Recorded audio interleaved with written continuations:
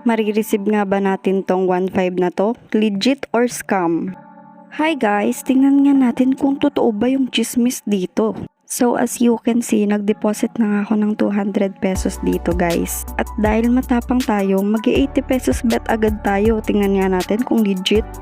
Okay guys, totoo ang chismis, 160.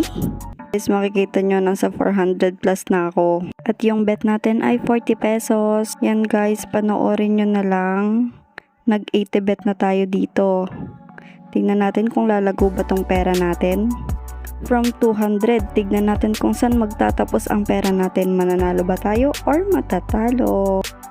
At dahil na bomba tayo, 300 na lang. Ang lakas tumaya, be. 300 agad, be. Kasi sabi nila, damas malaki ang panalo. Malulugi ba tayo? Or mananalo tayo? Ayan guys. Bawat pindot, bet agad. And then, pag alam niyong panalo na, i-cash out nyo na agad. O yung 200 natin, naging 1-2. San kaya tayo dadalhin ng 200 pesos natin? Guys, 1-3 na. Panalo na tayo ng 1K. At naging 1K ulit ang pera natin. Ayan guys, 1-4 na. Then nabomba na naman tayo. At nabomba ulit. Bawi natin sa 1-3. At nabomba na naman tayo. May samalas yata tong kamay. At naging 1-5 na nga.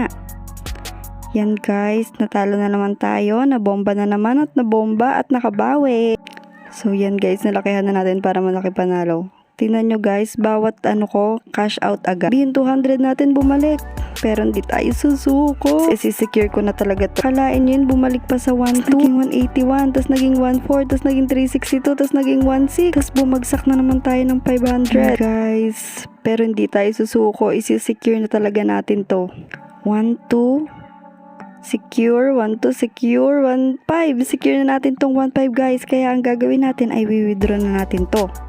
May withdrawal fee nga tayong 26 pesos. Para isi-secure ko na talaga to, ilalagay ko na sa GCash ko. Madali lang siya guys, fill up nyo lang to at yung mga kailangan. Then, i-click nyo na yung withdraw. Ito nga pala yung recharge nating 200. And tingnan nga natin kung marireceive ba natin tong 1,565. Legit or scam? Guys, nag-text na si GCash at may na-receive nga tayong 1,538 dahil meron nga tayong service fee na 26 pesos. So, legit or scam? Ang masasabi ko ay legit. Totoo ang chismis. Tara, laro!